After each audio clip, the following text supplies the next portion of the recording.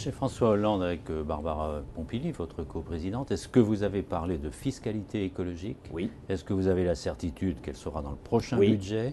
Est-ce que vous avez la garantie que ce sera à pression fiscale constante, c'est-à-dire plus d'impôts verts, moins d'impôts? C'est notre volonté. Alors, sur la qu'est-ce qu'il vous a fiscalité dit constante. Dites-nous tout.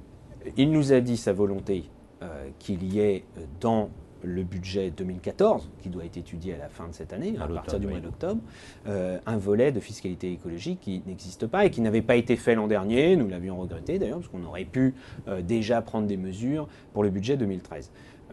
Le ministre du Budget est chargé, c'est normal, de travailler là-dessus. Nous travaillons avec lui. Et je tiens à le saluer, car ça n'a pas toujours été le cas. Donc je le dis de la même façon lorsqu'il n'y a pas assez de coopération, ou pas du tout, entre, d'une part, le Parlement et le gouvernement, mais notamment au sein de la majorité entre les écologistes et les socialistes. Sur cette question de la fiscalité écologique, nous avons déjà eu des rendez-vous avec Bernard Cazeneuve. Nous lui avons transmis une note avec un certain nombre de propositions à fiscalité constante, et nous devons le revoir lundi. Bernard Cazeneuve, qui est élu d'une région un peu nucléarisée, tout le Cotentin.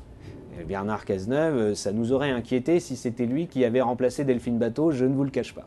Mais le fait que ce soit Philippe Martin, c'est plutôt une bonne chose? Oui, Philippe Martin, en tout cas pour nous, est un homme à qui on ne peut faire aucun procès d'intention sur la question de l'écologie. En tant que député, il s'était beaucoup mobilisé à nos côtés d'ailleurs, sur les OGM ou sur les gaz de schiste, contre les gaz de schiste. Après, vous savez, en matière d'écologie, l'expérience nous a instruit qu'il fallait être extrêmement vigilant et rien n'est jamais gagné d'avance avec Philippe Martin ou avec quelqu'un d'autre. On va passer, François de Rugy, au chapitre consacré au gouvernement, à l'actualité du gouvernement. Alors, on a beaucoup d'internautes qui s'interrogent, franchement, c'est normal, hein, de la position des Verts et du fait qu'ils soient dans le gouvernement. Franchement, est-ce que les Verts ne sont pas plus utiles hors du gouvernement pour se faire entendre? Je vais vous dire deux choses là-dessus. D'abord, il y a des gens qui, dans le fond, souhaitent qu'on n'y soit jamais. Ça, j'allais être un peu trivial, je vais me retenir, mais franchement, ça les gêne. Ça les gêne. Les écologistes, ils aimeraient bien qu'ils sortent du paysage. Ceux-là, ils seront déçus car nous serons là, nous sommes au Parlement jusqu'à la fin du mandat, quoi qu'il arrive. Au gouvernement, nous y sommes là, non pas quoi qu'il arrive, car il faut évidemment que la politique menée soit conforme aux engagements que nous avons pris ensemble. Vous parliez du nucléaire, vous parliez de la fiscalité écologique, ça sont des engagements extrêmement forts qu'il faut mettre en œuvre, parce qu'ils n'ont pas encore été mis en œuvre. Jean-Marc Ayrault a présenté les investissements d'avenir il y a une semaine, c'était un rendez-vous important, attendu, surtout après l'éviction de Delphine Batho. Là aussi, il y a eu une inflexion. Tout n'est pas gagné. Il va encore falloir se battre pour la mise en œuvre, mais une inflexion écologique.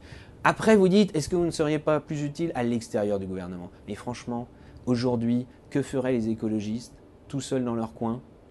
Ils pèseraient sur quoi? Vous nous parliez de Greenpeace. Greenpeace a une capacité d'action médiatique.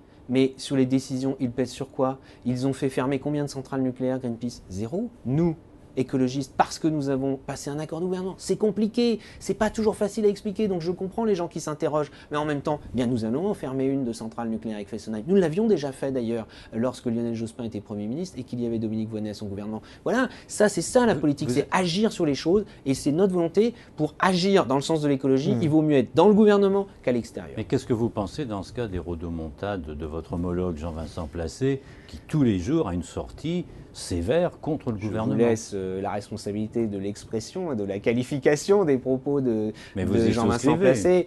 Vous aurez remarqué que chacun développe sa propre façon de s'exprimer. Je crois qu'avec Jean-Vincent Placé, nous sommes d'accord sur le fait que l'accord que nous avons passé, il en a été l'un des négociateurs d'ailleurs, est un accord qui doit être mis en œuvre et que nous ne sommes pas là pour menacer de claquer la porte tous les matins, ça n'aurait aucun sens, nous n'aurions aucune crédibilité. C'est ce qu'il fait.